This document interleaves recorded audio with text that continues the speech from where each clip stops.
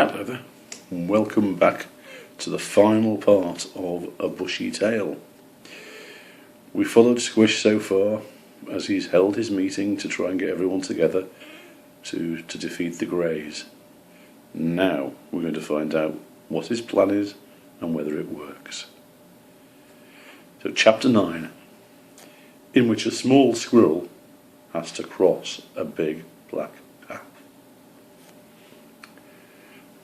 The birds were the first to do their bit. They flew from the woods over the fields nearby, twitting and tweeting to each other and to every other bird they met. What a pity about the squirrels of the woods! Who'd have thought there would be so few nuts this year? Have you heard about the squirrels? Worst year ever for acorns. Serves the silly squirrels right for forgetting where they put them. Soon the rumours started to come back to them. You're from the woods, aren't you? Is it true what they're saying? The squirrels have no nuts at all this year. I heard they're so hungry they have to eat leaves. And so, as rumours do, they got worse and worse. A greenfinch landed on a branch next to Squish to bring him news. It's working even better than you thought, Squish, she chattered. If you believe what you hear, the Reds might have to leave the woods and find food somewhere else. You're doing a wonderful job, Squish told her. Thank you. Greenfinches don't blush, but if they could, this one would have turned into a redfinch. This might be enough, she said. You mightn't have to do the rest. I wish that was true, Squish said. But I think the Greys might be too clever to believe everything they hear. I'd better go, the greenfinch said. I've just thought a good one about seeing squirrels packing up all their belongings. Good luck, Squish called, but the little bird had already flown off, chatting excitedly to her friend. Below the branch where Squish sat, there was a great deal of activity.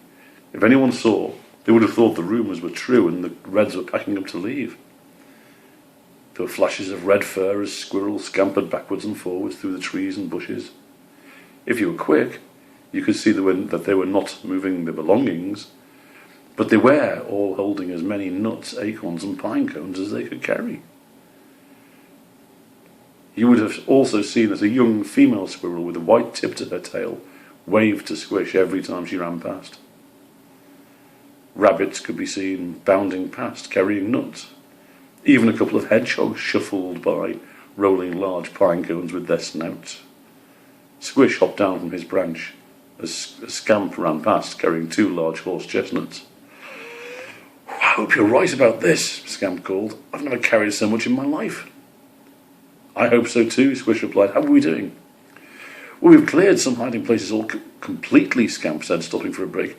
The rest still have enough nuts and stuff in them to look like we're still using them. And you've put everything in the hole the badgers dug, yes.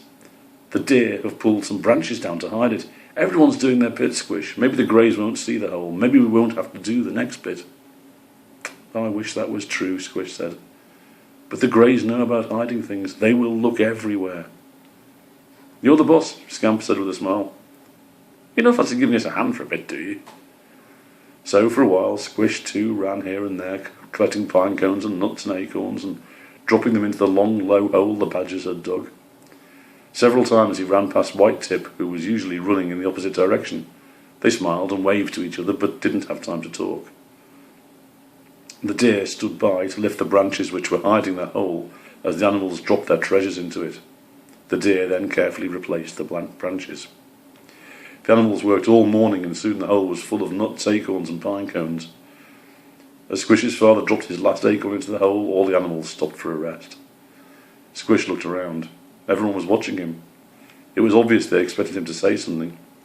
He spotted White Tip standing at the back of the crowd and suddenly felt very proud. Thank you all, he said. Everyone has worked so hard. Squish, his father said, it was all your idea.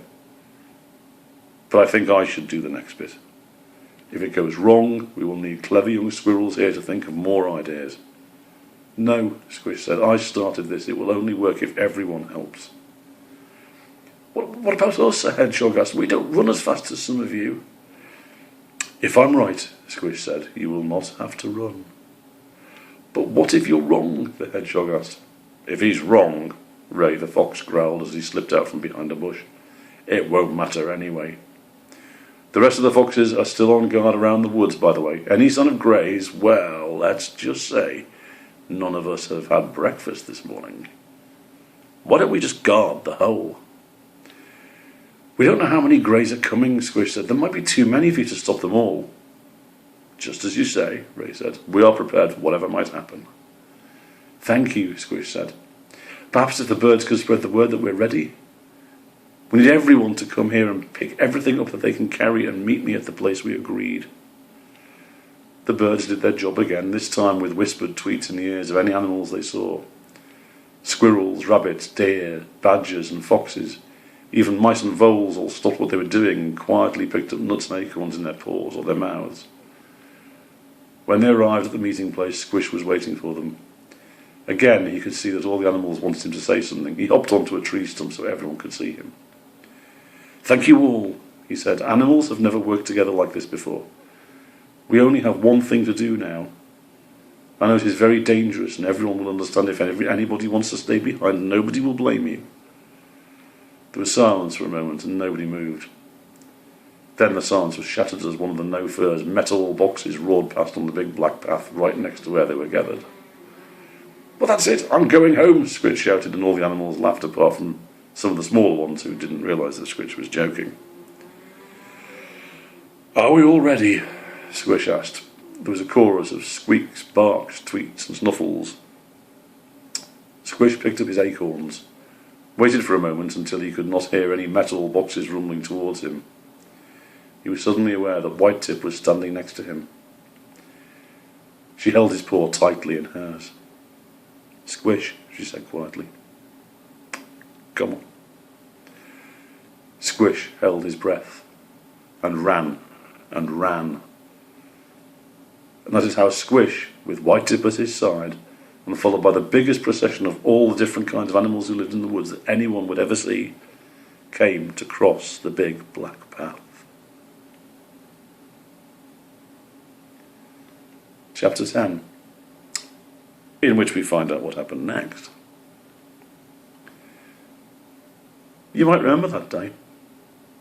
It was the day the rangers in the woods heard that lots of animals had gathered by the side of the road. They stood in the road and stopped all the cars while the animals all scampered, hopped, shuffled and ran across the road and disappeared into the bushes on the other side. The rangers scratched their heads, hardly able to believe what they'd seen. You may have seen the photographs and videos of it on your favourite sites on the internet. If you look very closely at the pictures, you will see that all the animals were carrying nuts and acorns and pine cones. Squish was right, you see. When animals do funny things, we no-furs like to stop and take pictures. Then, when something even funnier happens and everyone takes pictures of that instead, we all forget about the last one. The animals, however, didn't forget about that day. There were things which no one but the animals knew. Only the animals knew about the tunnel the badgers had dug beneath the big black path, so that no animals would have to cross it again to get home. They are big tunnels and took a long time to dig. Otherwise, Squish and his friends wouldn't have had to cross the path in the first place. And the greys? Well, the greys still haven't arrived. Maybe the birds' rumours did the trick and they decided not to bother coming if there were no nuts to find. Maybe they heard that the woods were being guarded by foxes who had not had any breakfast. Maybe they were never coming to the woods at all.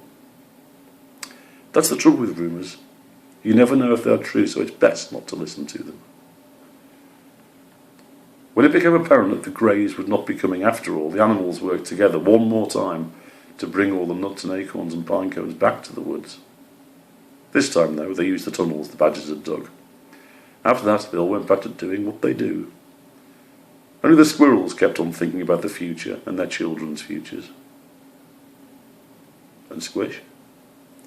Squish carried on dreaming. I don't think anything could have stopped him. The older squirrels wanted to give him a new name in honour of his bravery, but he refused. I'm Squish, he said. That's who I am. But you're unsquishable, White Tip added. And everyone seemed to think that was just perfect. The older squirrels called him Squish the Unsquishable for a while, To his friends and family, though, he was always just Squish. One day, not long after the nuts and acorns had been brought back, Squish was sitting with White Tip on a low branch in the pine woods one morning. Since crossing the big black path together, Squish and White Tip were rarely apart. Colin and Brian hadn't liked it much at first, but after a while they got used to it and treated White Tip as one of their gang. Brian was snuffling around in the soil for something, and Colin was sitting alert and listening for noises in the bushes. "Do you think the Greys will ever come?" Colin asked. "I don't know," Squish replied, "but the trees are safe for the future. That's the most important thing." "If they do come, though, I have another idea." That idea will have to wait for another day, because at that moment Squish was interrupted by his mother's voice calling from the dray. "Come on, Squish," she called. "Stop daydreaming. Those nuts won't gather themselves." The end. Thank you all very much for listening. See you soon.